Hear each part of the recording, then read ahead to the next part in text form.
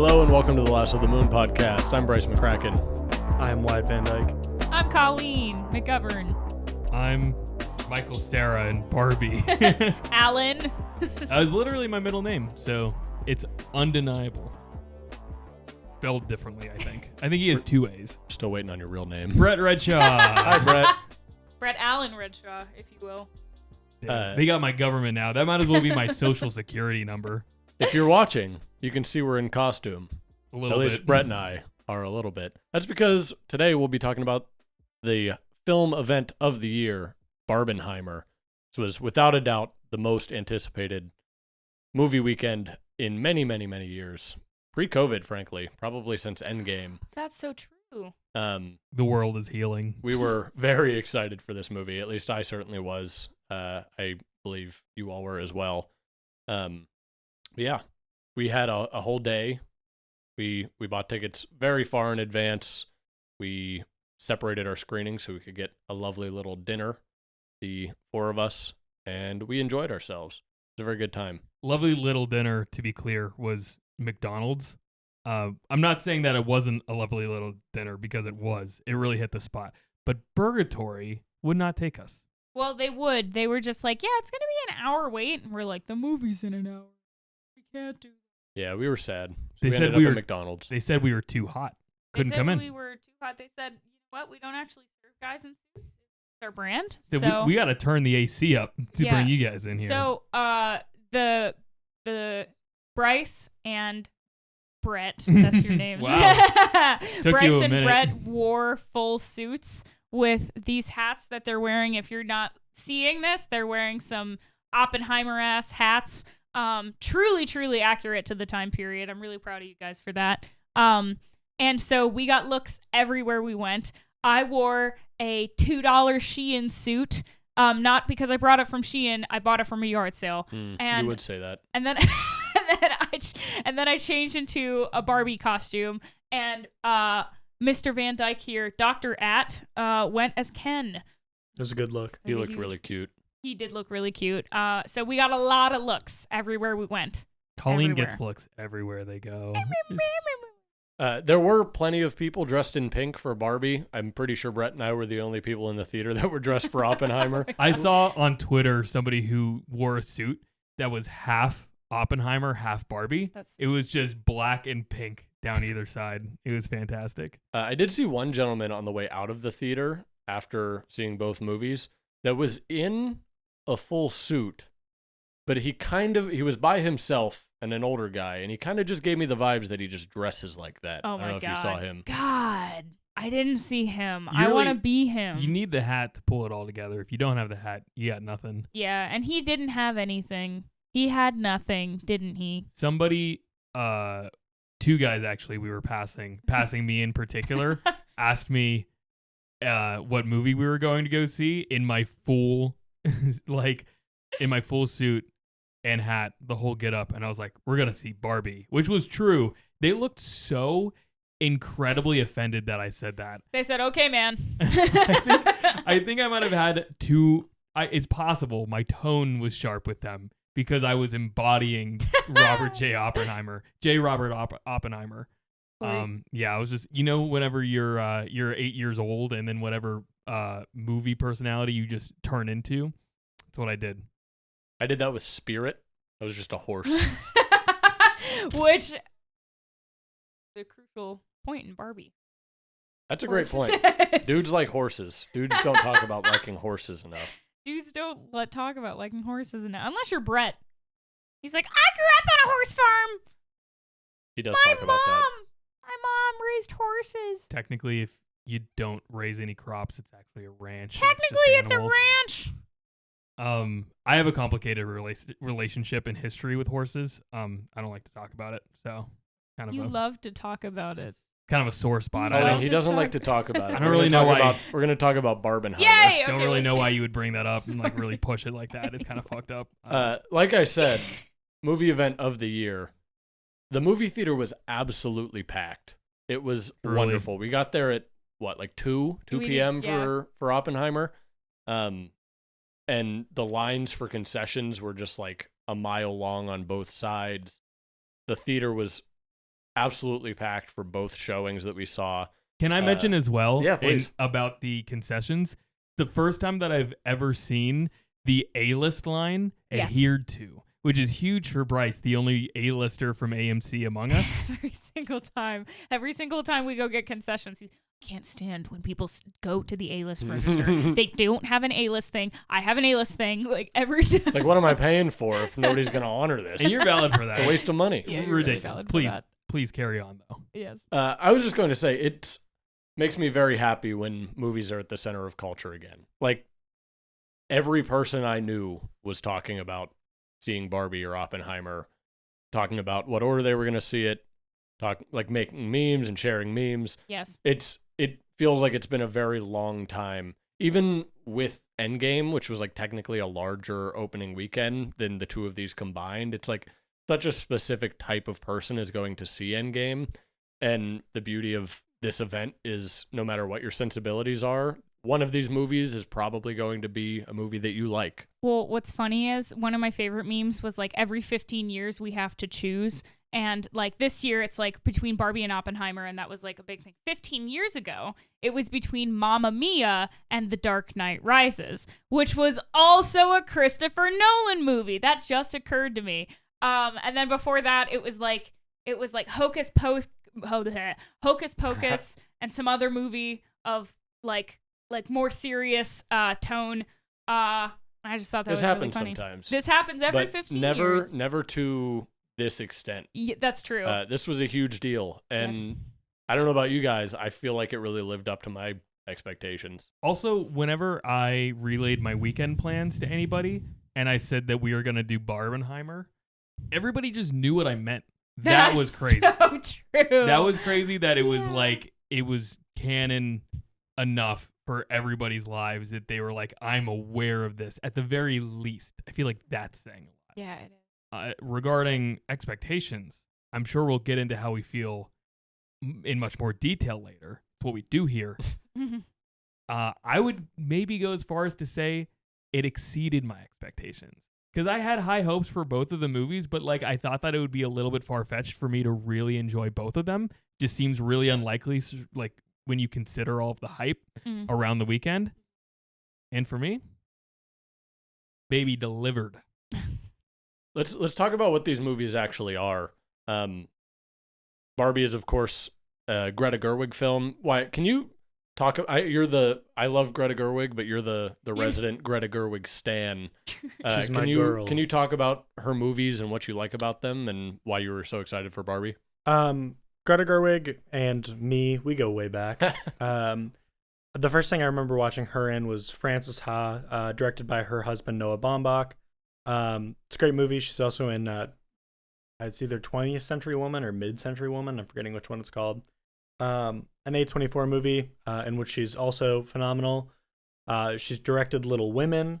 So her little, what's the word I'm looking for here? Can't think of it.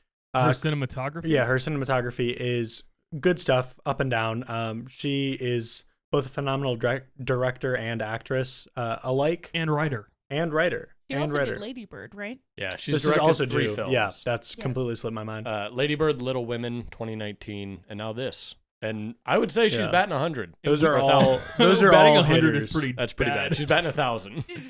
If you were batting 100, you'd be a star in the Seattle Mariners. Oh boy! As we speak, Wyatt is watching the Mariners and Bottom of the ninth. Twins. Bottom of the 10th. Oh, you got to do what you got to do. Bottom of the 10th. And the Girl. Twins I are didn't know about they to, went that high. the Twins are about to win it, and I'm about to be upset. I'm glad that we mentioned, I'm sorry, this is off topic of the MLB, but Lady Bird, I had not seen Lady Bird. I watched Lady Bird at work today. You hadn't seen Lady Bird What? until today. Yeah. You watched the film at work? What is your job? Like, I know what your job is, but you can just watch a movie during it? Yeah, I mean, granted, I am not able to, this is not the first time I've done this before, I'm not able to loan 100% of my attention to the movie, which I like to do. But if I'm just sitting there, like, I will spend 6 hours just writing emails. I just throw a movie on the second screen and I I consume it as I do my work. It's obviously like I can't always have it playing, so I can't watch 3 movies in my 8-hour day. But I'll watch 25 minutes of it uninterrupted. Have to go do something, come back, write emails, and do some more. All that to say, it really gave me a deepened appreciation for Greta Gerwig. I mean, I already loved her and had really high expectations for her just based on what I had already seen of her. Mm-hmm. But having Lady Bird now under my belt as well, I loved that movie. And I am not ashamed to say that I cried at my desk today because it was so touching. I did that with Marriage Story at my on-campus job, That's working really a computer lab. I can't say about Lady Bird. My college mentor and my boss Brian, if I don't know, he should listen to this podcast. I should tell him about it. But Brian, he was like, "You haven't seen Lady Bird?" To me, he was like, "Of all the people that I would recommend Lady Bird to, you go see it." He was like, but he would say that he would recommend highly Lady Bird to anybody. Great movie. It's a great movie. Very good movie. It's probably in my top 10 of all time, and yet I forgot that's a to great mention pick. it. I do think it's worth noting. I was very excited for Barbie purely on the basis of it's Greta Gerwig and I like this cast and I trust her to make a good movie. I did have some hesitations. I felt similarly going into Barbie that I did with the new Mario Brothers movie. Obviously very similar or very, very dissimilar energy, but the fact that it's more IP. It's now Nintendo's getting into movies because they have a lot of IP that they can make a lot of money on. Mattel also has Hot Wheels coming up soon. Yeah. What? And so Mattel is now getting into the movie space. I am very happy to say, I won't say that my fears were completely eradicated with this movie. It still felt like a product at certain points. But purely looking at it from a film, movie lens, this movie is very, very good and very entertaining. And I really, unless you're misogynistic, I can't think of one reason why you wouldn't like this movie. That's a lot of the reviews for it. There's a big meme going around of I made a Barbie, I made a title card for all the worst reviewers, and one is they won't stop until we're all gay. I'm glad I could bring my misogynistic voice to the podcast so that we're very diverse around this table. And I could say how much I hated that movie. Yeah. I saw the same post. In fact, I showed it to you. I know. It was really funny. Believe it or not, Josh had the same fear. He was like, well, it's Mattel. How much can they do with a huge capitalist corporation, a huge corporation? How much artistic freedom can they have? And I was surprised. I was like, that's a really valid point. I don't think he's right about that, but I'll hold out, I'll hold that out as a possibility, as a possible reality. And I was really impressed with the way that they were able to satirize a giant company. They did it so tastefully. The company is represented in the movie. Yeah. They don't hold back from that. And they don't. They don't hold back from making a satire of it as well, which is not. They did it in a very tasteful way. I really appreciated that at the end. Cool. Yeah, I actually, you know what? I'm gonna hold this thought for later because I don't want to spoil it. Barbie, really good movie. I think we all enjoyed it. Wyatt, it was your favorite of the two. I believe I'm the only one who holds that opinion, but I haven't said my opinion yet. Wait, holds what opinion? I missed that. Barbie was the better movie than Oppenheimer. Ah, okay. I just thought that it was a movie it kind of took me by surprise. I knew that it wasn't strictly a children's movie, but a movie has never so succinctly, I say as a person who is not a woman, kind of created a lens into what I feel like life as a woman in both America and abroad is like. And in everyone that I've heard that from in my life, they've said something along the same things. The relationship between mother and daughter being expressed in quite a beautiful way also adds a lot of emotional weight to this movie that looks so bright and cheerful and colorful and is beautiful in that sense, but also has a level of an emotional depth that I was not expecting when I walked in. Yeah. I haven't felt like feministically inspired by a piece of media in a pretty long time. Probably since Little Women, in fact, but not. This was like just does that to you. She just be doing that. She has a really, really powerful directorial voice. And I haven't felt that sense of feminist inspiration in a very long time. And yeah, I'll be excited to talk more about that when we get to spoilers. And the design aspect, like you were saying, was just. She's just so good at expressing things that feel obvious. Yes. In a way that somebody, whether they have experience with it or not, can understand it. Yeah. And it never feels heavy-handed. Ever. And that has been my experience with all 3 of her movies. And so, like, largely that's why I was so trusting of her to handle this property. And also, I think it's worth noting the importance of just because you hire a good director, you still have to let them make the movie that their artistic vision would have them make. Yes. I mean, you saw that with... Lots of producers would say otherwise. Certainly. Yeah. Producers love to, because they're the ones financing the movie and they know what makes money, they love to think that they should have some type of artistic say. But time and time again, we see the best movies are created when artists are allowed to make art. So yeah, I really feel like that's on display. And also a good segue to one of the few directors working in Hollywood that is consistently just able to make the movie that he wants to make in Christopher Nolan. I actually ironically feel like Nolan and Greta Gerwig might be on similar paths career-wise. Yes. They both made these sort of like indie, low-budget movies that were very successful and showed that they can make a great movie. And then they kind of dipped into IP. I mean, this is Greta Gerwig's first big IP movie. And hopefully because it was successful both monetarily and in terms of critical reception, hopefully it allows her to get bigger budgets and really, really like make the movies that she wants to make. Nolan did the same thing with Batman. Colleen, you didn't have any experience with Nolan before we started rewatching some of his movies before, right? No. My father loved The Dark Knight and The Dark Knight Rises. Like he's obsessed with those movies. So those came out when I was getting a little older. And so getting to experience that with like a consciousness as opposed to like getting shown the movies that my dad would show me as a kid. That was my early exposure to Christopher Nolan. And I was completely blown away and I was like, why is my dad showing me this? But like, yeah, that was my early exposure. But other than that, no. Yeah. And you liked it though. I loved it.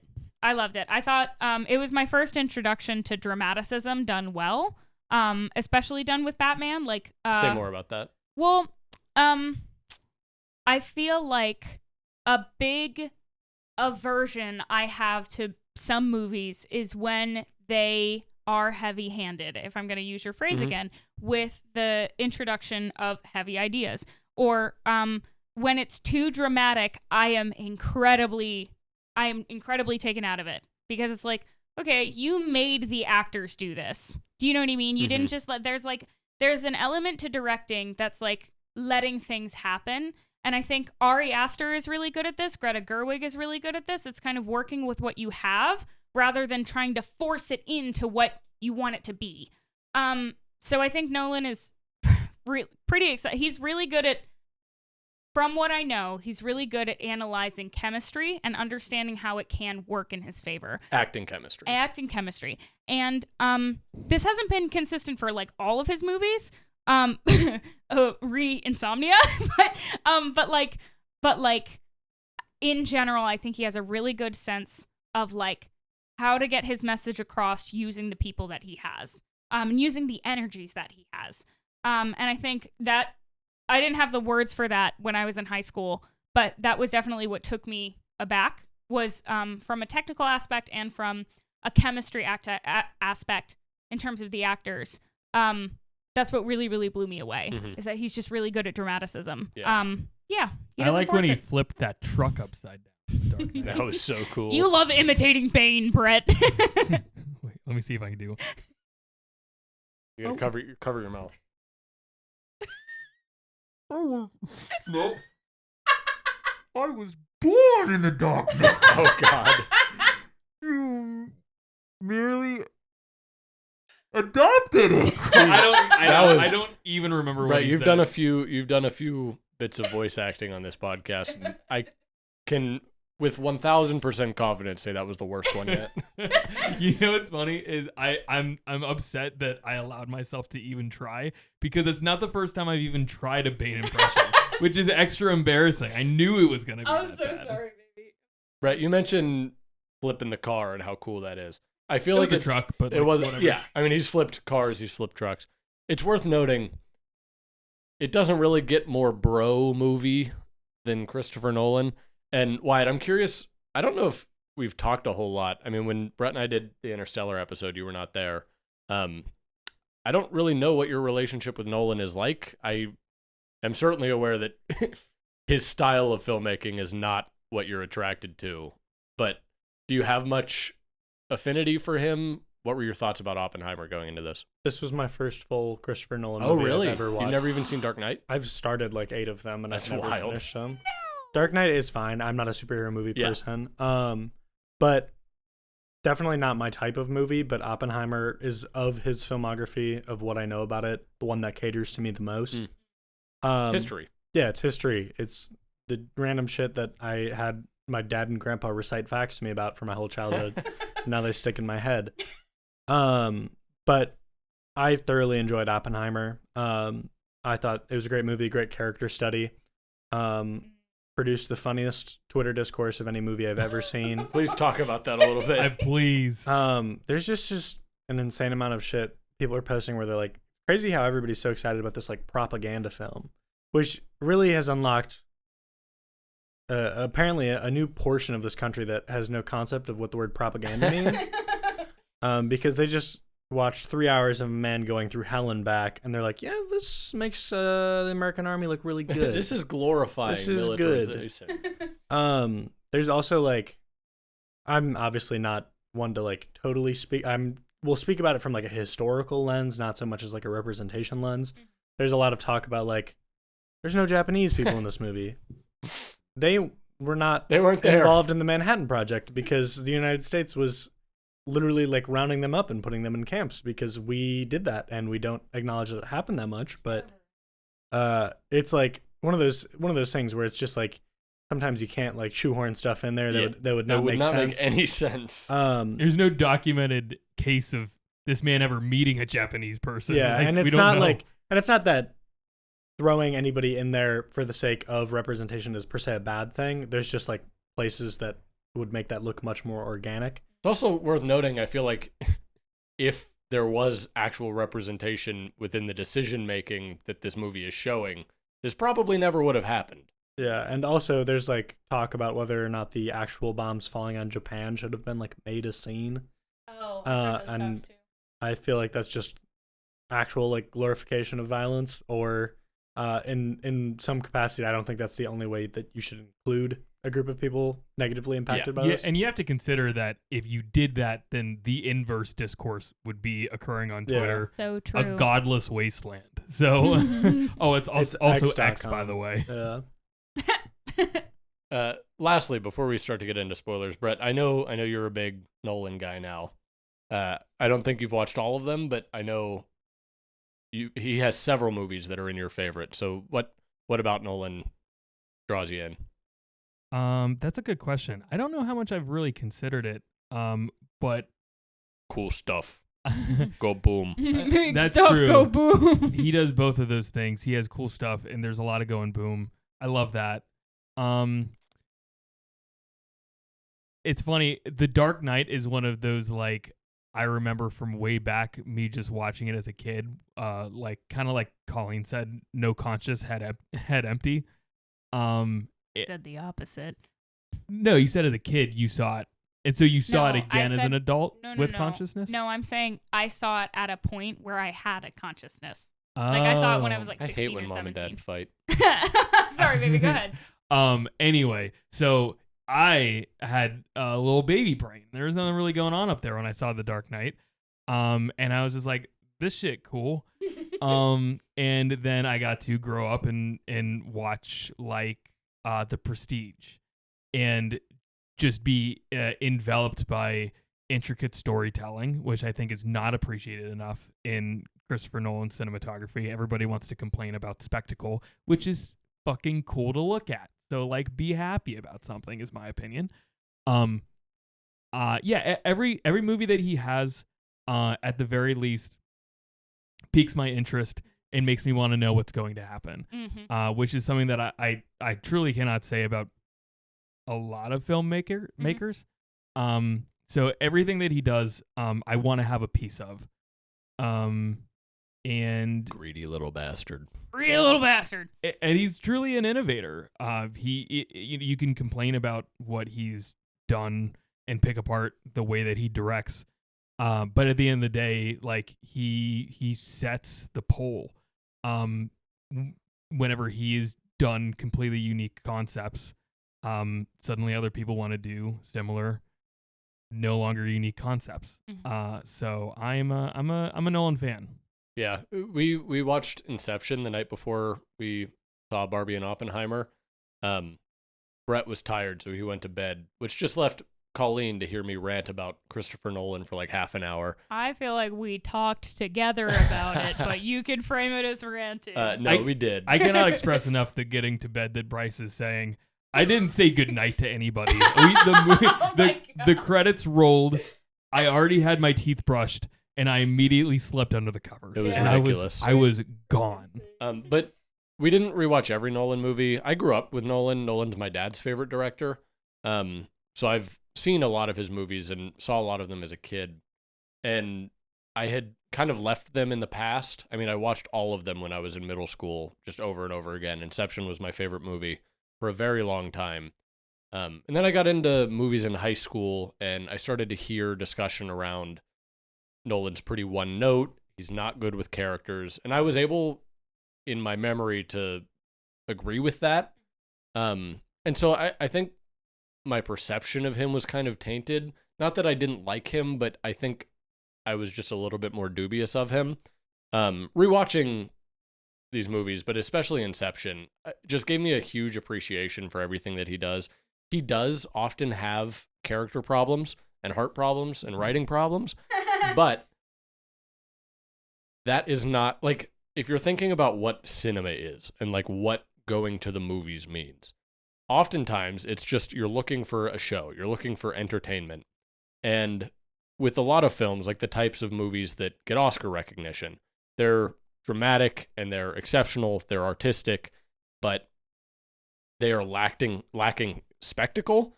And Nolan, every time he makes a movie, sort of says, listen, I'm going to include this. This is not the point of the movie. The point of this movie is spectacle. The point of this movie is putting on a show.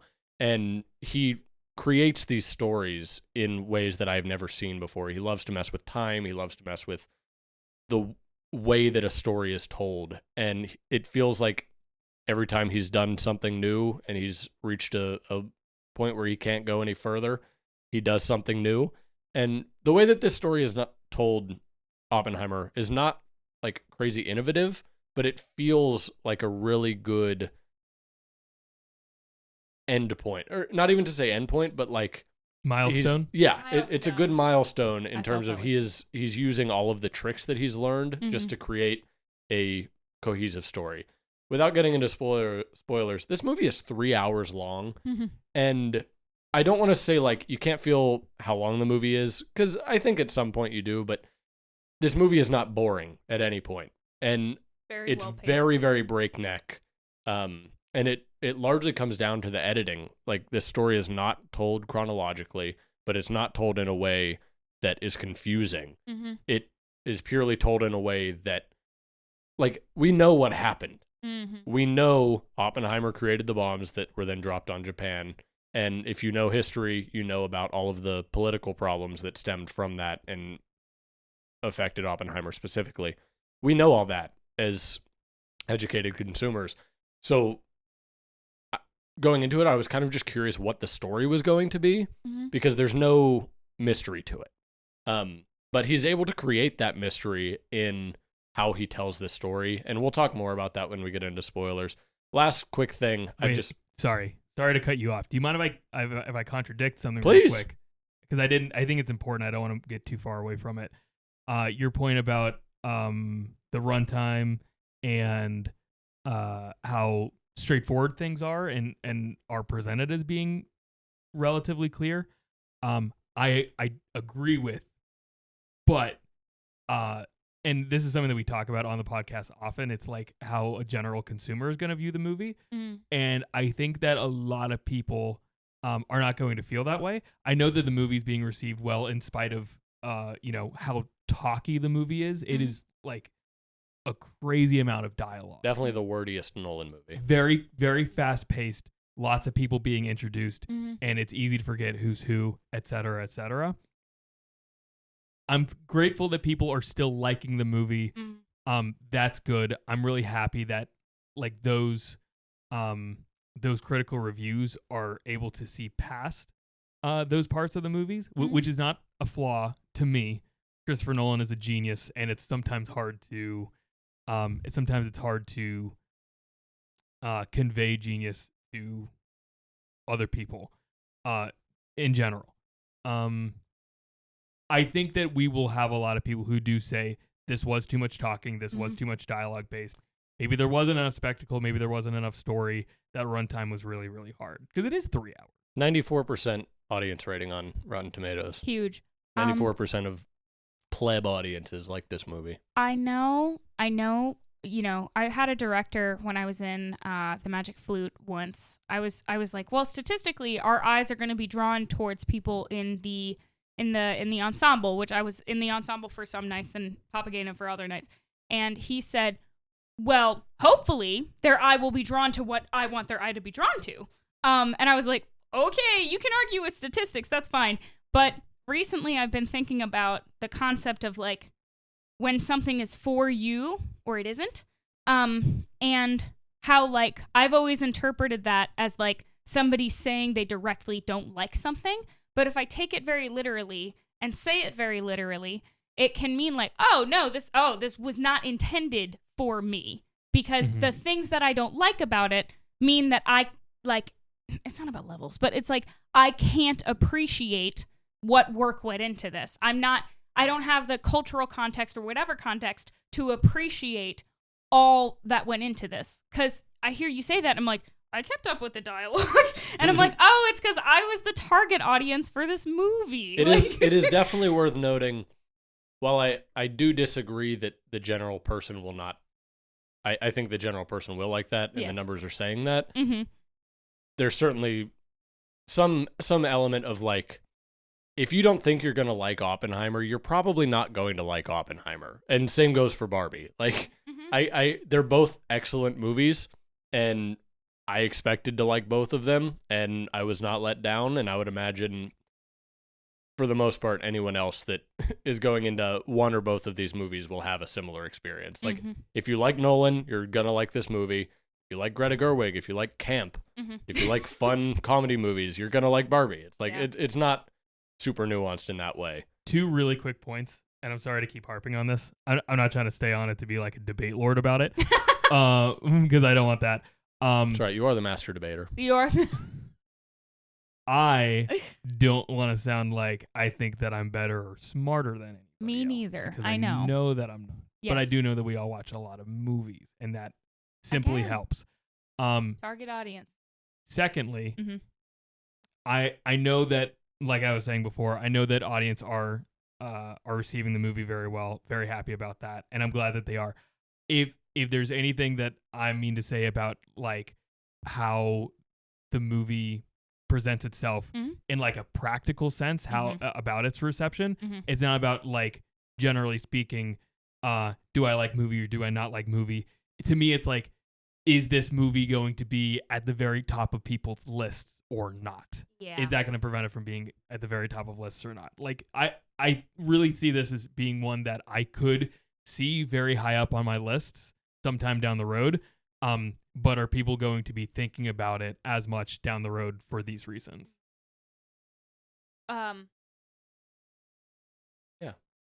Let's talk about spoilers. I'm gonna hop out at this point. Okay, that's fine. Thank you for joining us, Wyatt. Wyatt has to go. So Farewell. Me, Brett, and Colleen will continue this conversation in the spoiler discussion. If Thank you for your time, Mr. Wyatt. We love Bye, you. Dr. At.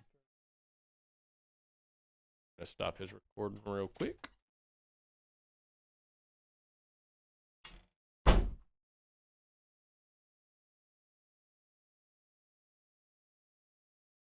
All right. Yeah, if you have not seen these movies, they're in theaters right now. Go ahead, check it out, and then you can join our discussion without getting spoiled. If you don't care about spoilers, keep listening. We're going to spoil the heck out of these movies. Did we talk about the preface of Barbie enough? The preface? Yeah, just like things to talk about in Barbie. Yeah. All right. I mean, like, frankly, there's not a whole lot to say Yeah. in terms of spoilers. Are you questioning the way this man hosts the show? Never. I'm just making sure everybody has a little taste of what we're going to be talking about. They got a taste. Okay. A big taste, some we would just say. talked. We talked a lot about Oppenheimer, and I know we watched Oppenheimer first, Barbie second, but do we want to continue to bounce back and forth about what we're talking about and talk about Barbie first now? I think. Or should we do movie order? I would say movie order Okay. for the sense of cohesiveness. Sure. Yeah. What we're discussing. I'll put timestamps in the description of this episode. If you only saw Barbie or if you only saw Oppenheimer, you can listen to He's just on the it. conversation around what we're talking about. Yeah. So Oppenheimer, we were very excited for this movie, and I freaking loved it. I don't think it was perfect. I certainly had issues with it, but I feel similarly about most movies. So it's like, yeah, this is certainly up there in contention for my favorites of the year. Are we going to hear your criticisms now or later? I mean, what do you mean by now? Well, just like I'm so curious to hear what you thought. Hear what your I know we're not doing sections, but hear what essentially your nitpicks Categories, you mean? Yeah. This is equivalent to when we're watching a movie and you ask us what's about to happen. Like we're not going to hear it at any point. I do it a lot. Yeah. I mean, I hate to, I guess it's fine to, with a movie that I like a lot, get the bad out of the way, and then we can talk about what I love about this movie. It's up to you. I'm sorry. No, this is fine. It's the natural flow of conversation. I do need to blow my nose, though, so I'm going to do that real quick. Do it into the microphone.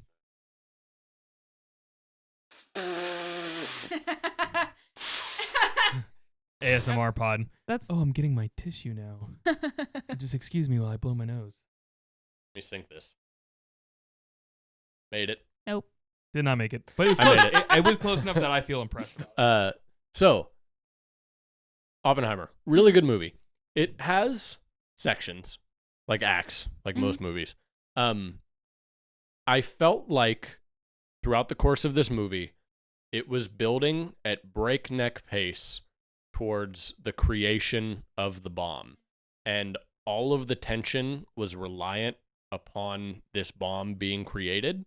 And I was extremely invested in that. And we're getting bits and pieces. Like, Nolan doesn't tell a linear story here, or usually ever. We are getting bits and pieces of sort of the political aftermath and the trial that Oppenheimer goes through after a few years after the bombs are dropped. It's scattered throughout until we first see the bomb test. And then, frankly, after that, after the bomb is dropped, the movie, like the last 45 minutes of the movie are pretty much just like courtroom drama. And I think it's really effectively told, but I don't think it has the same like vivacity that the first 2 hours of the movie has. I was less invested.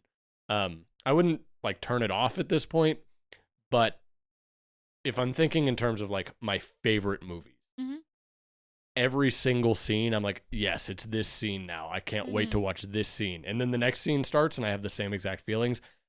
I can't really see a world where I find myself like turning back to the last hour of this movie to watch it again. It's really effective, especially Robert Downey Jr.'s performance in this last hour. really, really impressive. And I'm certainly not mad about it. But in terms of like my overall enjoyment of the movie, it's so tough to watch both sensorially and like morally that without sort of like the breakneck pace that the first 2 hours of the movie had, it felt to me, and like this is just my own taste, but it felt to me the last hour dragged just a little bit. And like that, it's almost not even a criticism. I don't know if other people feel the same way. I don't know if you felt the same way. But that's how I felt. I think that's a really valid take. And I think if I had been paying attention to that or known to pay attention to it, I think I would feel the same way. I think how I felt about the pacing was that, like, what I get out of movies is the relationships with people. So I found the last act to be very, very compelling, if not a huge tonal shift from the first 2 acts of the movie. So that's where I can definitely see how you feel that way. And it's certainly, like, talking in terms of the themes, it's the culmination of all of the themes that the first 2 hours are setting up. I think I can't remember if I actually whispered this to Brett or whether or not that was just in my head, but it felt like a very Nolan choice. And I don't know if that's like an out of bounds thing to say, but he's really, really good at like setting up a climax, and then the exposition is often like he tries to make it equally as compelling. So I feel like that was a good example of this here, and I can definitely see how like the exposition was definitely drug out. Yeah. And I think if he created more intrigue around the trial at the start, we could have avoided that. It would feel more balanced. It as would, well. yeah, a little bit, because I think I feel the same way in terms of like the whole time. Again, I was like dying to know like what happened with Kitty, like what happened with all these characters, what happened with him in the end, like who's gonna testify, who's gonna not. Like I was like, what happened with Albert Einstein? Like I was dying to know. But like, what did Iron Man say? What did he say? Yeah. So, but I definitely see that. I think if we had, I didn't have an idea for like what exactly the trial was saying, especially since this is like a very naive take, but they were like, no, we're not going to send him in front of McCarthy. And I was like, oh, so this isn't a McCarthy trial, but it definitely was. Definitely was, you know? So, so that's where I was like, I think some more intrigue around the trial would have kind of balanced that out. Colleen leaned over and said all of that to me during the movie. And I was like, you can't talk in here. This is like the one place you can't, like this in a library. And then Colleen called their mom and was like saying all of this on FaceTime. It was crazy. Colleen played Candy Crush with the volume full blast. If I called my mom, she'd be like, okay, you're seeing a movie? Okay. Like, she would just be like, why are you telling me? Yeah. I really strongly agree, Bryce, with how the third act was done. At some point, to what you were saying, Colleen, about like, why are we here?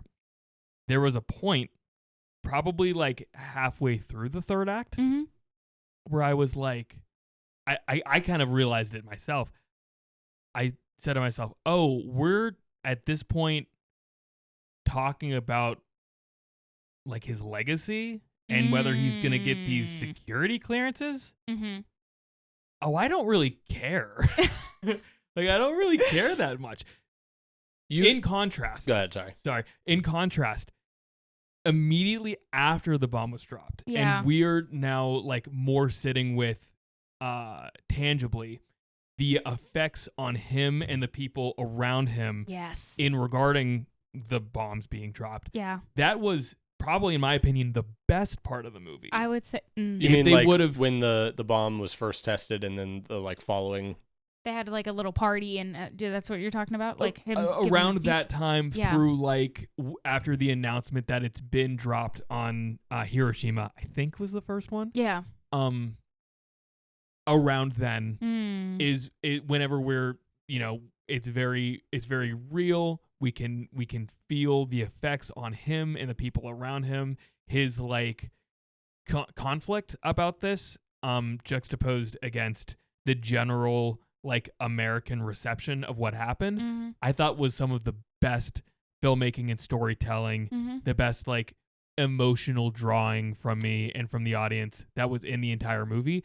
I wish that they would have leaned into that much more instead of taking us to a point where we really cared so much about the Robert Downey timeline and about his clearances, etc. You cannot raise the stakes higher than a bomb like that, like the first of its kind being created, against like the stakes, which I don't think they described clearly enough. I don't think they rose the stakes for like what would happen if he lost his clearances nearly as high as they should have. But even if they had, no stakes like that are ever going to feel like the stakes of dropping a bomb on an entire city.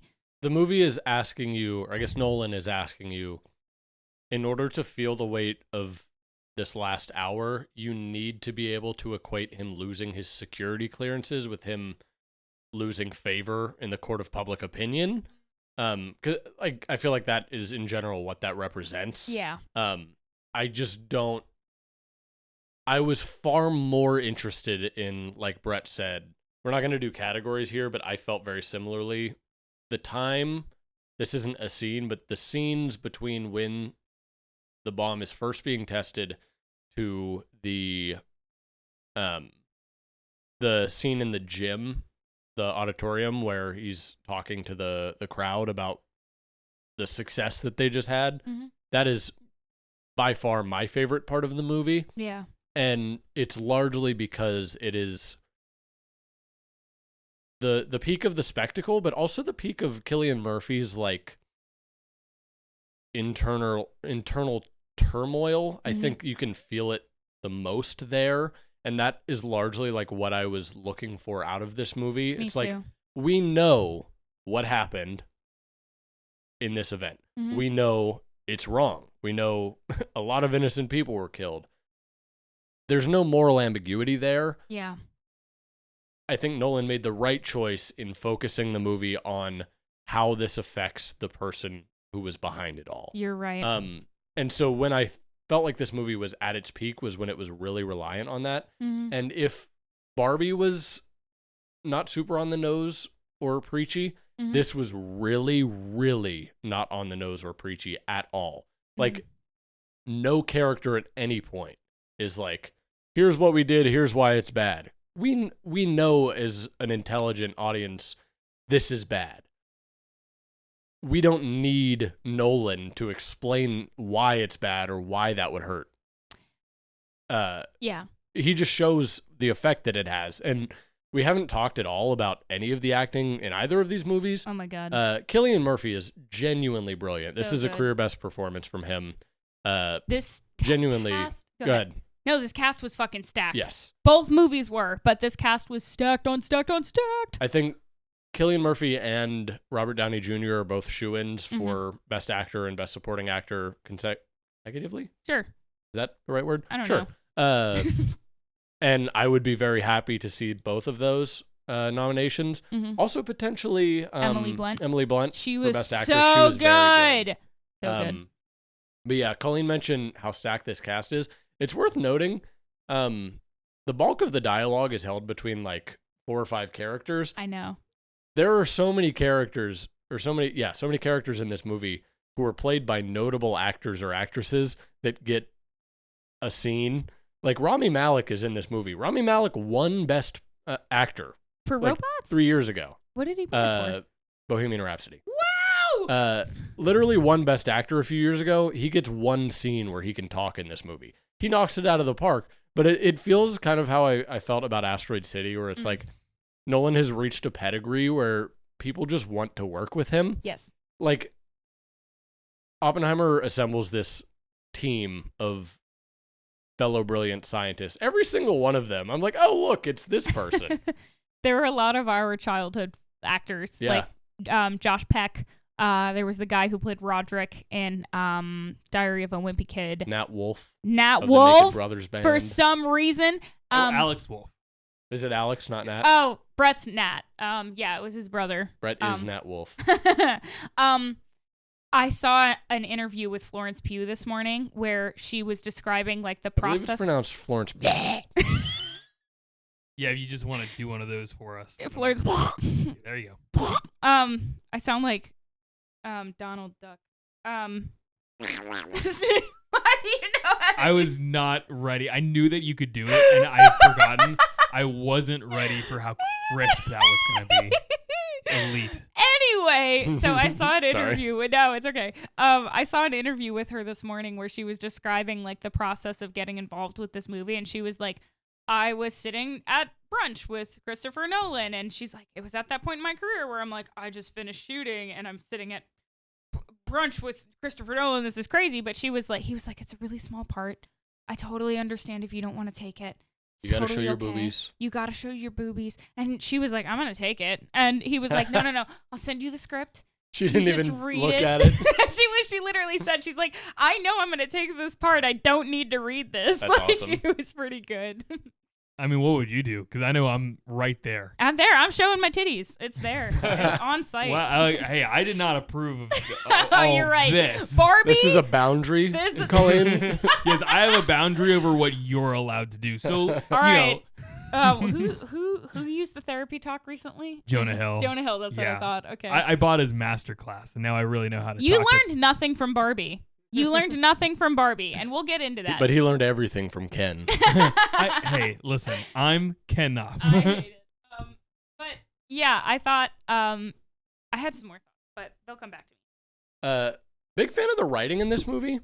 It felt very mature, and obviously it's not like Noah Baumbach levels of writing or something like that. However, for Nolan standards, this is really good. Like this is the talkiest Nolan movie, and I'm actually invested in what the characters are saying. And in classic Nolan fashion, they're talking about things that I am not intelligent enough to be able to understand fully, but it doesn't matter because Nolan is writing it in a way that is interesting and is showing me things that are interesting, and so I'm still really invested. And that pairs with the breakneck editing that I mentioned earlier. Like, it's just, there's such a pace to this movie. Like, every line of dialogue is just boom, boom, boom, boom, and so you're locked in. And for further, go ahead. Every time Brett goes, we should keep talking. For further clarity, the movie starts with a quote that's about Prometheus, because this movie is based on a book, biography on J. Robert Oppenheimer called The American Prometheus. It has a subtitle. I don't remember what it is, but The American Prometheus. So the movie opens with this, like, Prometheus was chained to a rock for bringing fire to the humans, bringing fire to humanity. Wasn't he turned to a rock? No, he was chained to a rock. So he was chained to a rock, is what I'm hearing. Prometheus was chained to a rock. So I was like, ooh, I'm intrigued, whatever. And I was reading the myth of Prometheus before we started the podcast. Incredibly accurate. It's incredibly accurate. Prometheus was chained to a rock for bringing fire to humanity. And I didn't realize, like, I think what I wanted to say earlier is, like, okay, let's delve into the implications of the complexity of this. Like, it's not a complex decision. We all know it's wrong, but, like, what went into him deciding that this is something that he needed to do. Yeah. It's not a matter of, hey, we're going to do this. Do you want to do it or not? Yeah. It's like, he was never asked, hey, do you want to drop this bomb or not? No. Because he always would have said no. And It's framed in like a patriotism. It's pure. Well, it starts off as purely theoretical, Yeah, that's true. just trying That's to figure out if this is true. possible, and Yes. then it just, you get deeper and deeper, and the sunk cost becomes greater and greater. Mhm. Where eventually he and his team just reach a point where it's like, this is out of our hands. Like, one of the military guys at one point is even like, you're done now. Like, this is ours now. We Yeah. know how to make it. We know how to control it. This is our thing now. You're done. Yeah. And it's a metaphor for marijuana. And You start with a Flintstones gummy, and you work up to melatonin. Before that, you're railing lines of cocaine. so you should drink cherry juice before you go to bed because it increases your body's natural ability to make melatonin. That's a little tip for the audience. Thank you. But so, like, I think the that sense of what do you really gain? What's the glory at stake here? Because I think there was like an aspect. He said it. I don't know if this was a real thing that the real J. Robert Oppenheimer actually felt, but the whole time he was like, okay, this is now, like, the fact that we're creating this means that we have a say in the policy, means that, like, if we're making this, it's never being used again. We're not setting the standard that, like, this is what we're going to do in the future. Mm-hmm. And he fought for that afterwards. So it's like, who knows if that, like, we weren't actually there, but, like, in this depiction, it was very, very clear that, like, okay, we're doing this, we're taking this theoretical and we're turning it into reality. And that is the scientific feat that they wanted to do. And it's interesting to me, the price of patriotism. You know what I mean? Like, this whole thing of, like, okay, we're doing this for our country. We're like defending our troops, blah, blah, blah. We're going to bring our troops home. And Brett, I think you said yesterday, like, there's a line between, I think this was me. This at McDonald's. was you. Sorry.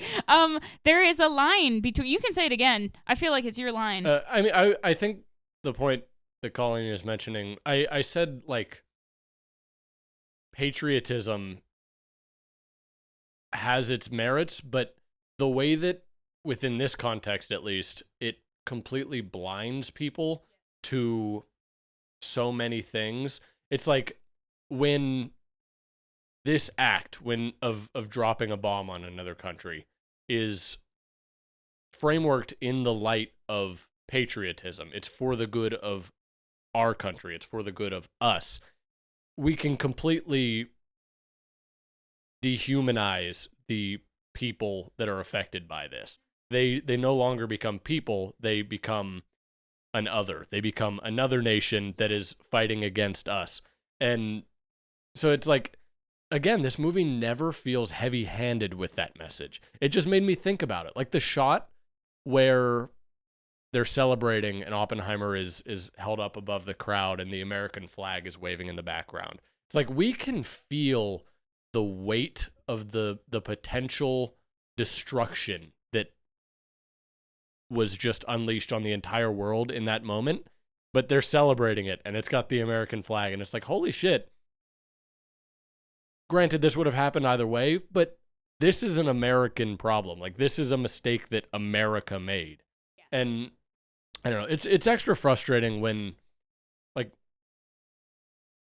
saying one thing is worse than the other doesn't negate the power that one event has. But, like, we as Americans are so fixated on 9/11 and how that was a horrendous act of terror against us. But nobody talks about how, like, there were a few thousand people killed in 9/11. We, as American citizens, killed 100,000 Japanese citizens and don't bat an eye. Yes, 250,000 in the fallout. And we don't even know, we were talking about this last night, we don't even know how many due to cancer, due to the radiation exposure. So it's like, it's a real slippery, it's not a slippery slope, that's the wrong phrase. It's very cut and dry. But it's you said something about Americans, and what did you say?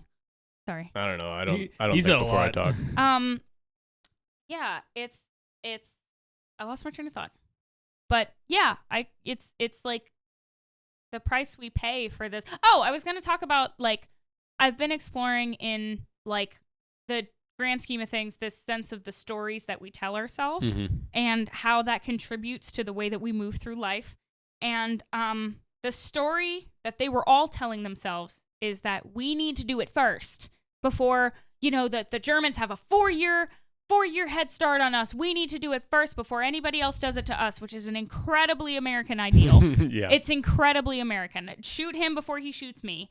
Yeah, so that was all really, really wonderfully represented. Yeah. In This movie genuinely, ironically, I cried more on Barbenheimer Day than I ever expected to. Me too. I cried in both movies, but yeah, there were several sequences, and they weren't even like standard we're showing you something sad Yeah. type scenes that I was crying at. It was more just like we're seeing the massive weight and implication that the events that Nolan is showing us. We're seeing how magnificent, and not necessarily magnificent in a positive way, but how grand and important some of these things are, and having the context of knowing where this turns is just like genuinely very hard to watch.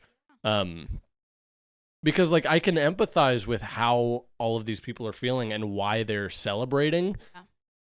And like there are several sequences in this movie where they're mixing just utter joy with utter terror, where certain characters are celebrating the frankly incredible achievement that was pulled off at Los Alamos, and other characters that understand the weight of what the achievement actually means are just destroyed by what they have accomplished. And it's like I can't imagine the conflicting feelings that these people would have had, because they worked so hard on this for so many years. Yeah. And they have to be proud of what they achieved.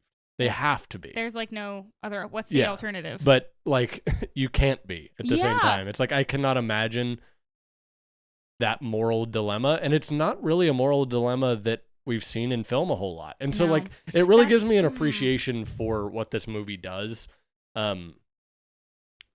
Not only is it not heavy-handed or preachy, but it's like I don't know if I've seen this moral dilemma explained, and I don't know if I would have picked Nolan to be the one That's what I to was explore gonna it. say. but he does an excellent job. He did I was like, this is such a feat of Nolan's. I was sitting in the movie theater and I was like, okay, this is now my favorite Nolan movie.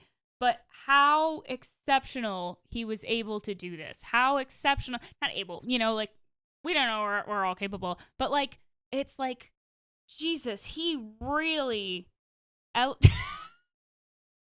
mighty hot around these parts. You gotta tell the audio listeners what we're seeing here. Bryce took off his hat to fan himself. It's very warm in here. We have to turn off the AC to record. And Bryce took took off his hat to fan him further. And I appreciated it. You did this earlier. I'm starting to think you do not know my name. I made a joke before we started about not knowing your eye color. I know what your eyes are called. Let's close this. Let's close this discussion. Anyway, yes, sorry. I feel like Let's give our final thoughts for Oppenheimer. Yeah, this is killing me. I'm so sad right now. I'm sorry, baby. It's okay. I was really sad the whole day because it's a huge bummer. What? What are you talking about? Oppenheimer. Oh, the movie. I thought you Yeah. were saying it's a bummer that you didn't get to talk. I thought he was still on the eye thing or the name thing. Oh, no. No, I'll cry about that later. It's okay. Did you have thoughts, baby? Did we let you talk? Do you have thoughts, Brett? Does your little brain work? I don't like what's happening right now. I'm I want sorry. to talk I about wasn't Barbie. saying that talking. I okay. wasn't saying that kind of stuff. I'm just making jokes. It's all right. Okay. We move on. Me fanning Bryce with my hat was a funny bit. I was just happy to be a part of that. Mm-hmm. What's your final thoughts? You can be as verbose as you want, big guy. I can say anything. You can say, well, have some tact. Brett's gonna say the C word. He blew up a real nuke. That's not true. He blew up a real nuke for the movie. He didn't do that. I was told he did that. No, he blew up a real big bomb, but it wasn't an atom bomb. I spread misinformation. This couldn't be worse. Talk about your thoughts on the movie, Brett. Oh, okay. Yeah. Well, I don't know. I actually do feel like there's not much to be said that you guys didn't say already. The movie's very exceptional. It does have its flaws. I was very moved by depictions, by these particular predictions of, predictions? Depictions, Yeah. thank you. Criticions. I was particularly moved by these depictions of war and its effects. I think that's a very difficult thing to do in filmmaking. For the longest time, I was on team Saving Private Ryan doesn't glorify war, and then I watched it for I think the third time, and I was like, oh, damn, it does. And so that was the only movie that I ever referenced as being like war movie doesn't glorify war. And I could probably think of another one if I really thought about it. But I don't know that I can think of one. All Quiet. All Quiet on the Western Front, for sure. It doesn't glorify it? Certainly not. Yeah, so that's a good pick. That one, and Oppenheimer, I think, are two that do it exceptionally well. Hurt Locker. And I've never seen Hurt Locker, but I'll take your word Black for Hawk it. Down. I'm sorry. That's all. That's all that I have now. I think this is like going. I feel like I say this all the time, and my friends are gonna make fun of me because I feel this way about a lot of aspects in my life. Is just experiencing it for the first time. I'm like, oh my god, that was my favorite. But I don't know. I like exposure. This is definitely my favorite Nolan movie, and The Prestige is number 2. I freaking love that movie. And I will say, like, to your point earlier, like, I just feel like he's, like, aging like fine wine. Like, I feel like... You seen Nolan? You know what he looks like? Yeah. Okay. He's pretty daddy. Gonna put that out there. His art is aging like fine wine, where it's like, we watched his 2000 movies and his 2002 movies, and he had that problem with the character. You said that, and I was like, oh, I talked all this... I said chemistry, but not characters. I think his progression in... like dialogue being directed has been incredible. Because I loved Inception, but I told Josh this today, my boss. I was like, there was some questionable dialogue in that movie where it's like, why do you know this much about that person? Nobody talks like that, you know? But the whole time, this was fast paced, but it was like very directed. All of it was not him direct. It was very forward moving, and everybody had something to say that like meant something towards the plot. It was like very impactful. Yeah. Oh yeah. I was deeply, what I told Jen, my other boss, the mom of the kids I nanny, was like, this was impactful and heartbreaking. Yeah. Yeah. I feel very similarly to both of you. I really appreciate how this movie makes me feel the same way that its main character feels. The way that it, like, especially seeing it in Dolby, we haven't mentioned, like, early on and throughout the movie, he's getting these, like, flashes that are showing, like, he can see physics in a way that other people cannot, and it's tormenting him, and the movie torments us with it as well. Like, I mentioned earlier, I think I called it, like, sensorially... a lot or overloading. It's like really tough to watch, morality aside sometimes. Like, it's loud, it's abrasive, and it really makes me feel the same way that its main character does, and I appreciate that a lot. I have not seen that before. This is a really, really mature movie. I don't know, I think loosely, I've now seen every Nolan movie. I think I loosely have it in high top 5, top 4 area. I really like this movie. I don't know if I'm going to be returning to it anytime soon. I'm going to go see it again. It's really hard to watch. I might see it in theaters, but, like, I don't know. It's tough. I really loved it, though. Contrast that with our next movie. Barbie! This movie was so much goddamn fun. God, I loved it. Speaking about impactful, it was impactful and uplifting. A perfect double feature for this film. Please tell me your thoughts on Barbie. I've been dying to know. Oh. Brett. Barbie is a movie about Margot Robbie, and she's so perfect and lovely as Barbie.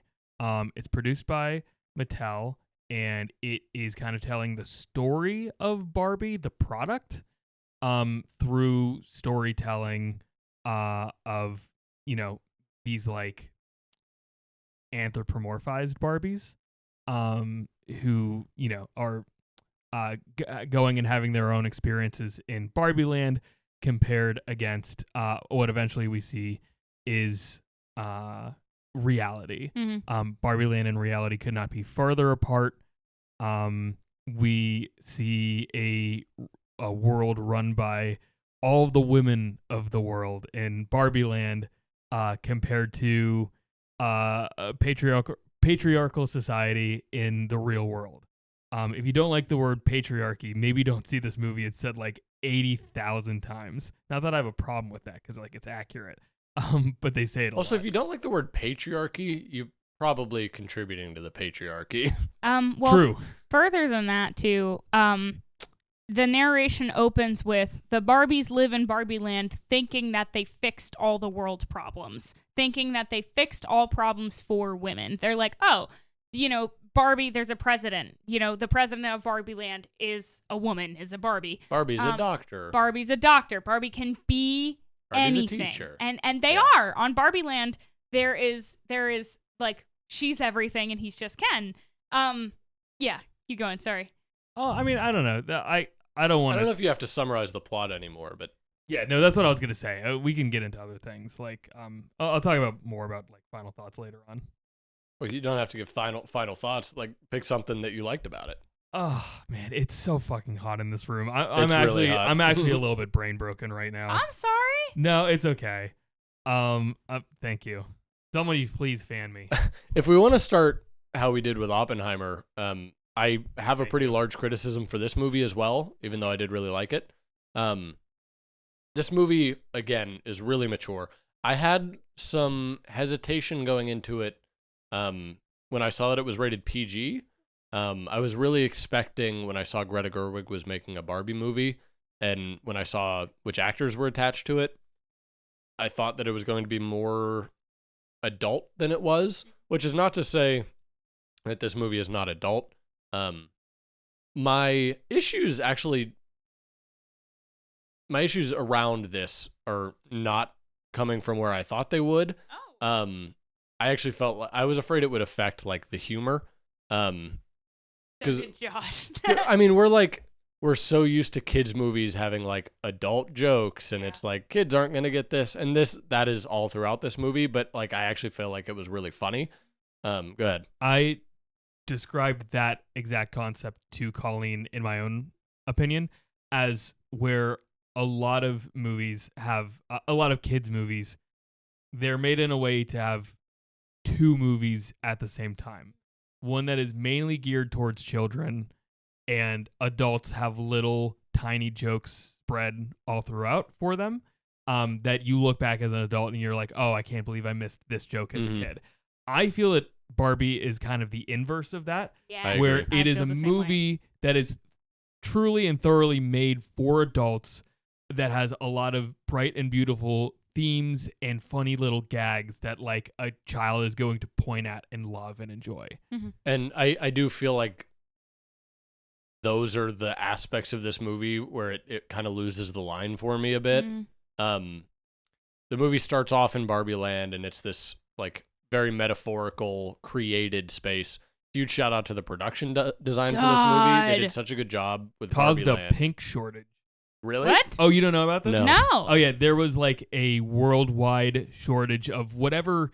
I'm gonna mess up like the actual fact here, but whatever chemical compound or however the technical way to call pink, essentially, like we could not produce pink things. That's crazy. Because there Wow. was too much pink being implemented in the set design. That's actually insane given the context of the movie. Do you remember how linked like what was happening in Barbie Land was selling off of yeah. Mattel? Mhm. That's so crazy. Oh my god. Yeah. To what I was saying though, the shout out to the production design. They did such a good job of creating this world that looks like a toy set, and it feels like an artificial world. It doesn't feel real, but they were so creative with it, and there's so much care put into the production design of Barbie Land, where it's like, I compare it to like Ant-Man, a movie that I didn't even hate, but Ant-Man is also like this purely created world. Like, it's not real. They're on a green screen. I compare it to that, and it's like, this feels like it has so much care behind it, and it, despite not feeling real at all, it really feels like these characters belong in this space, and there's something to look at everywhere. I love the production design. But the point that I was making, and my one main flaw with this movie, there are several points throughout this movie where I really, really feel like it's leaning a bit too hard into what kids might like. When it gets to like the human world, I was just so much less interested in where the story was going. Especially like the car chase scene, like where the corporate people are chasing the mom and the daughter and Barbie in the car. I'm like, I don't need this. This is not why I go to a Greta Gerwig movie. Everything that we've seen before and after this is so good. Why do I need this mediocre car chase in this movie? Stuff like that. And it's like again, in the human world, I really liked Will Ferrell in this movie. I love Will Ferrell. He's hilarious. And I think he's doing a good job with the role that he's given, but his character and the whole like Mattel aspect of this movie kind of just serves as a reminder that like at the back of my head the whole time I'm like, oh yeah, this is product placement, which kind of takes me out of the story that I feel so invested in. Sure. The third or the final act, I haven't thought through how many acts there actually are, but the final act of this movie I genuinely think is like brilliant. Me too. It gets really metaphorical and mature, and it maintains its humor, and all of that is wonderful. But yeah, there were quite a few points where I'm like, this is not for me anymore, which was frustrating. Who is it for? Like the car chase, that feels like it's for families. It feels like it's for kids. Mm-hmm. I can see that. Like I agree with Brett's point that like this is an adult movie that a kid could enjoy. Mm-hmm. I think I would have, and like beggars can't be choosers.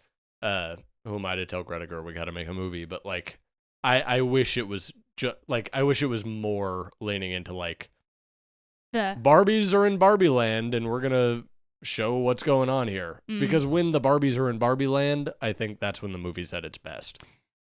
There was so much production care gone into Barbie Land that I think that's a very, very popular take. What were you gonna say, baby? Sorry, that was condescending. I'm sorry. I should have just let it go, but I couldn't help but laugh at the baby voice that you just gave me to ask my opinion. It was really dumb. I'm sorry. I agree really strongly, Bryce. I think that I feel a little bit differently, like nitpick wise, between our two opinions about about who it's meant for and how I interact with the movie based on who it's meant for.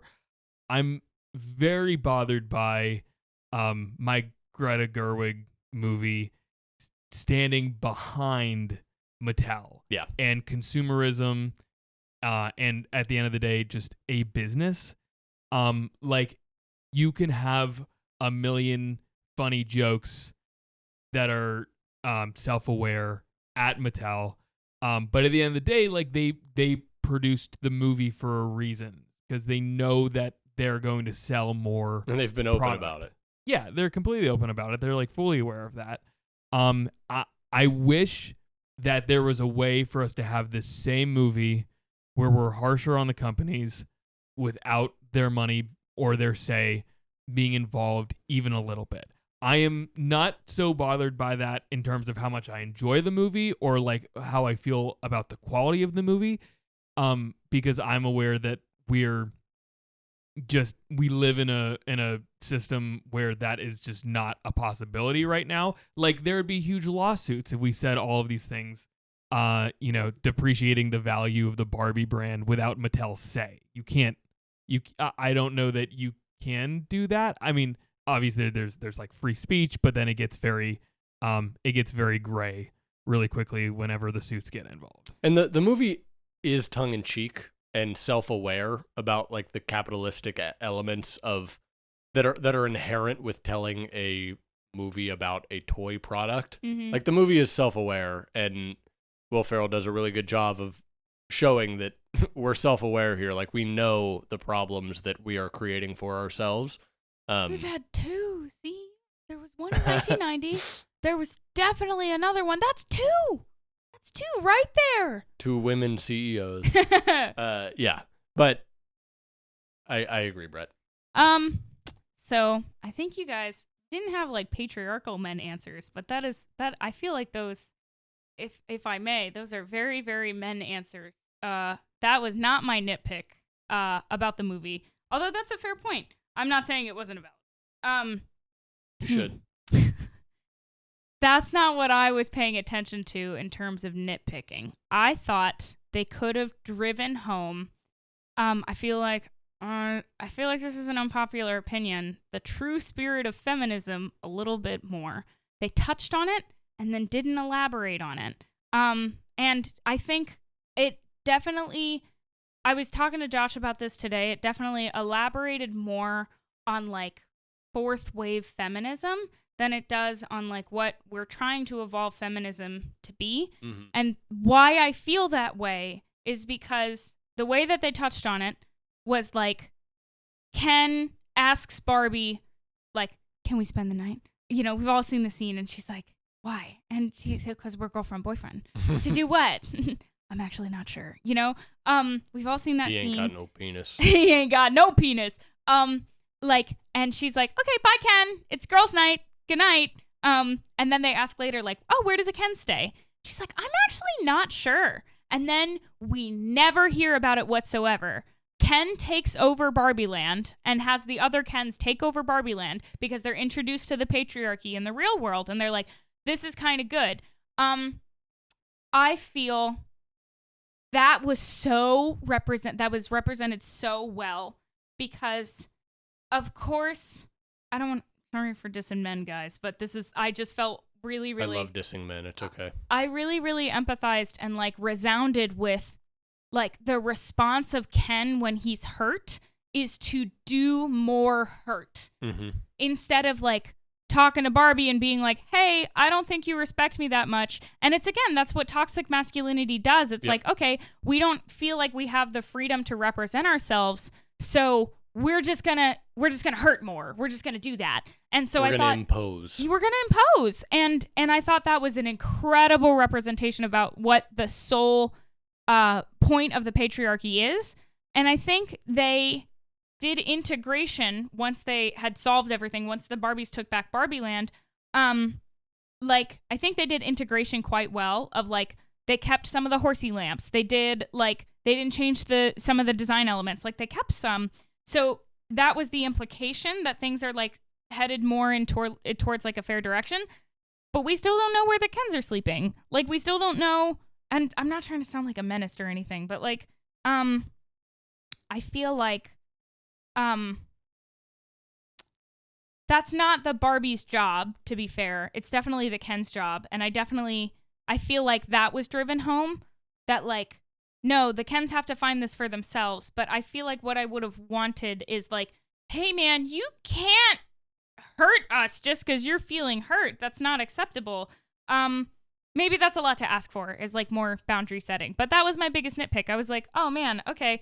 How can we, in my therapist and training brain, I'm like, how do we avoid this for the future? You know, it's like, how do we make sure that this doesn't happen again? And it's like by preventative care. But I think that's asking for a lot. I think that was just that's why it's a nitpick, you know, of like, I wouldn't ask for anything more, but I would have liked to see that more fairly represented. On the other hand, again, I have never felt more feministically inspired. Like, I have not felt a feminist inspiration in a very long time, just because the way that feminism works right now is either there's not a lot of nuance to it, and I'm all about nuance, especially as a non-binary person, but I'm still femme-presenting, so I consider myself like a rabid feminist. So I think there was a lot in this movie that, like, just, I think their representation of, like, the way Barbies view themselves and the way that, like, women would like to feel like we belong versus like how the real world views us. I haven't seen a representation. To speak for you, I feel like as someone who is often perceived as a woman, you can speak to a lot of the things that feminism speaks to, because I mean, a lot of the point of it is like, how are we being perceived as women? And it's like, if you're being perceived that way, it doesn't matter what you are. Correct. Or who you are. It's like perceiving people in this way has negative repercussions, and the movie is exploring that. It was perfect. It was really, it really woke me up. I was like, Jesus, we really do live in a men's world. Like, we say that to each other all the time, that we live in a men's world. But Correct choice. You tried to fist bump Brett. Unbelievable. We rule You this hate shit. women. We rule this shit. I thought it was so significant that like a man that feels out of power would of course seek men that treat themselves like powerful people, and that a woman who knows she's powerful is like constantly grasping at it. And that's Margot Robbie in this movie. She's like, well, I just don't understand why everything isn't just fixed. Like, this shouldn't be run by men. It's insane that it's run by men. The repercussions of it being run by men are batshit. Yeah, I thought the aspect of beauty was really significant. I thought the existentialism in finding yourself beautiful and like the role that plays in a patriarchal society was like fucking incredible. Yeah, I just felt very like, God, we need to stand up for women more. I need to stop being nice. That was my take. The end. I think I'm confused a little bit about your point about like what about it means feminism to you. And when you were saying like specifically about where are the Ken sleeping, are you saying that like the male existence within feminism is like unresolved by what the story is saying? I felt that it's a tricky line to walk. I think I was like elaborating and like sorting it out as I was talking. I think it's a tricky line to walk because if the Barbies give them a place to sleep, us as audience members who are actively in a patriarchal society has to take that as like they're mothering them, right? But at the same time, what I'm saying by like we don't know where the Kens will sleep is like why don't we know that? Do you know what I mean? Like they still need shelter. We only know that Barbies have the dream house. We only know that like that like Barbies the point of feminism isn't making women better than men. It's equality. And I mean ultimately like this movie is not super concerned with masculinity, and I think that's okay. Yeah. Like this movie is for women, and there's nothing wrong with that story being told. In fact, I think it's a story that needs to be told. Yes. So I think the filmmakers were likely just like, this is not the point of the story, so we're not going to mention it. But I get why that might be upsetting. For me, why I feel like it's important to me is I'm somebody who has more experience than he should with toxic masculinity. Like it's something that I grew up with, and it's something that I regrettably have been a part of. And I'm still learning to be better all the time. I was very moved by the very end, essentially, of the movie, where I feel that those issues are addressed and resolved, which is... Are you talking specifically with Ken? Yeah. Yeah. So I felt very similarly. Well, in the grand scheme of things, yes. But he still doesn't have a place to sleep. I'm being nitpicky, though. I think Brett might be getting more at, like, how his character changes and how he comes to understand what he's done wrong. And, well, it's not about him as an individual. It's about what the Kens, or in this case, replacing, Ken with men. So what the men in the story learn, which is that, like, it doesn't matter, their place in life doesn't matter in reference to the women in the story and how they govern themselves. But what's important is that they have a thorough understanding of who they are and what's right. Yes. Yeah. And that's a human thing. Yeah. Like that, despite this movie absolutely not being for me, I found a lot of just human elements to the story, like exactly what Brett was saying. And also like the way that Ken behaves, the main Ryan Gosling Ken, the way that he behaves is like an exemplification and an over-exaggeration of all of my masculine traits, where it's like, I get, like, it's ridiculous and it's played for a laugh, but I get why he acts the way that he acts in every single scene. I can empathize with that. Yeah. And, That's like, hard. he's not a bad person. He is just, like, he feels like he has been underrepresented and discriminated against. And he is shown a world where not only is that no longer the case, but the roles are flipped, and he actually has power just because of who he is as a person. And of course that's going to be attractive to him. And again, it's all played for a laugh. Like, it really leans hard into, like, he starts grabbing all of the books on patriarchy and why men rock. Patriarchy and the role of horses. Yes. But like, I can empathize with that. And when he ultimately realizes like how problematic he has been, and has like a genuine apology and a heart to heart with Barbie, and I really appreciate that. And I also really appreciate how they don't end up together, because that's not the point of the story.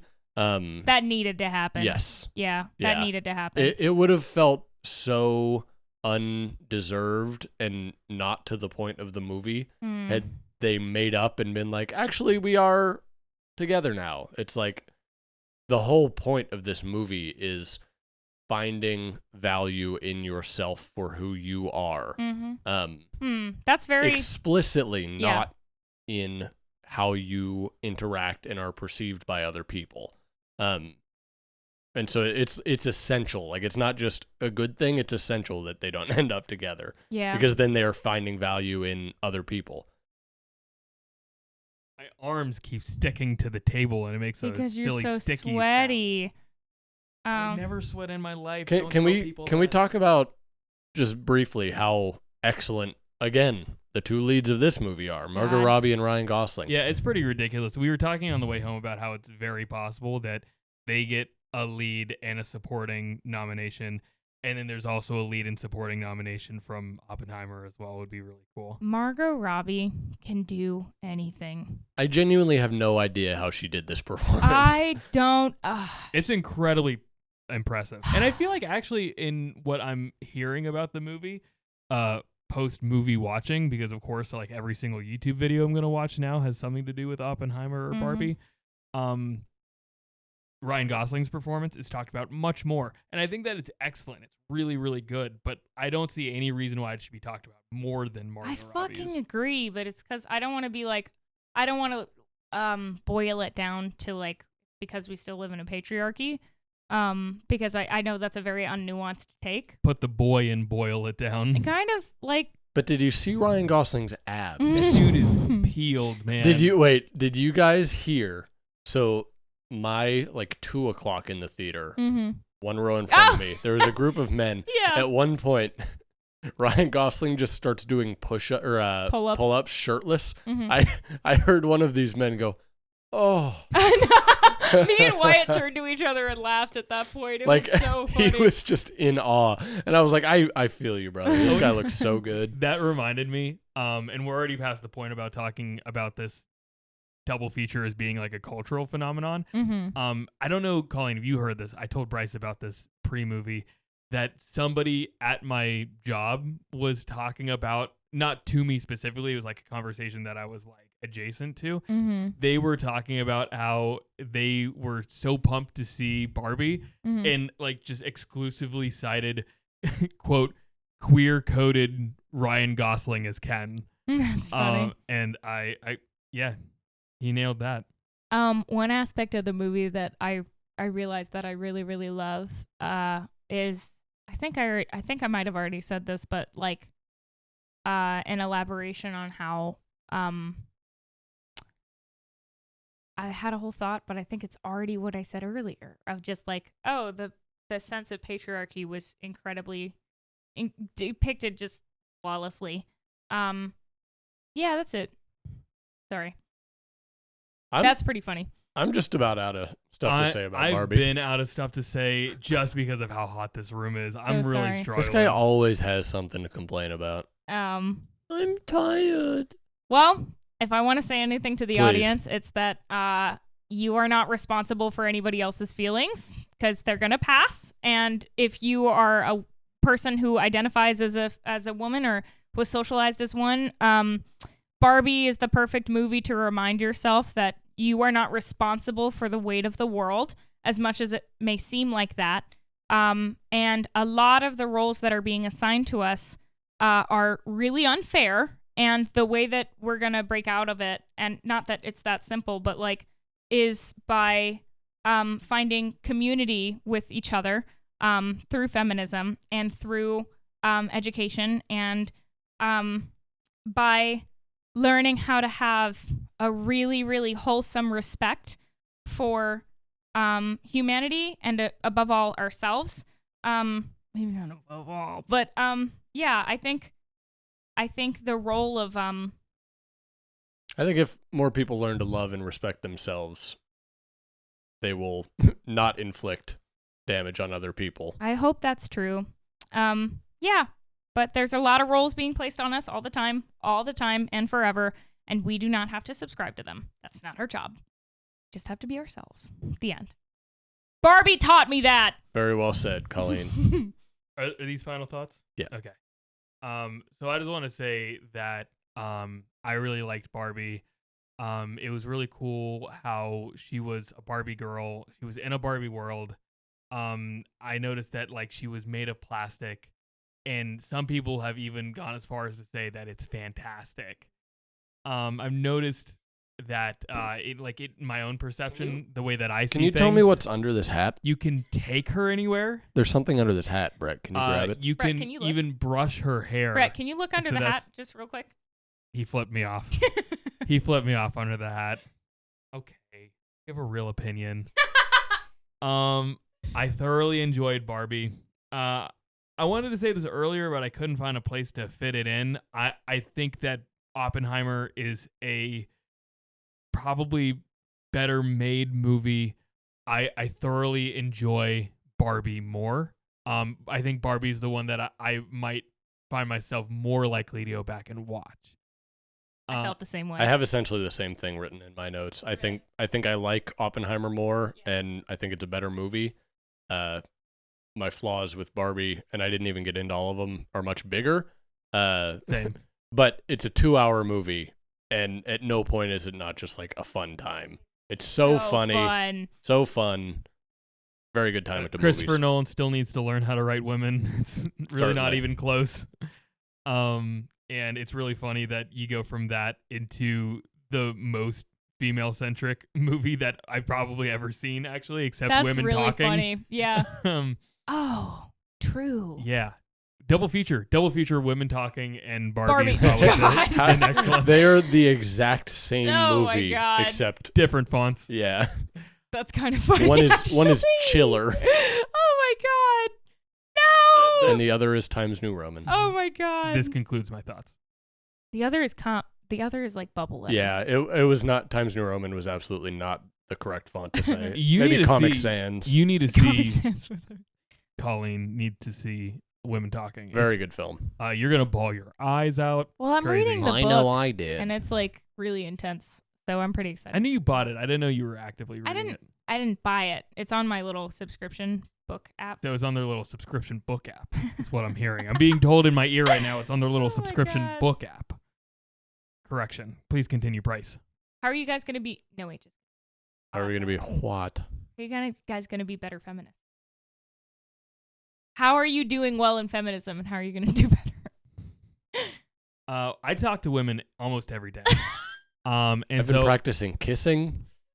I'm committed to next year talking to even more women and not being romantically interested in even a single one of them is what I'm going to do. You guys are the two most inclusive. Oh, that's so nice. I trust you. What are you doing, Bryce? I already told you. He's getting really good at kissing. I Ask really me liked how Barbie. I know. I have been practicing with Brett. Really liked this movie. Noah Baumbach and Greta Gerwig wrote a really entertaining and funny script. Excellent performances all across the board. We haven't mentioned any of the non-leads in this movie. They're all great too. Stacked on stacked on It's stacked. also a stacked cast, I and wish- everyone is just batting.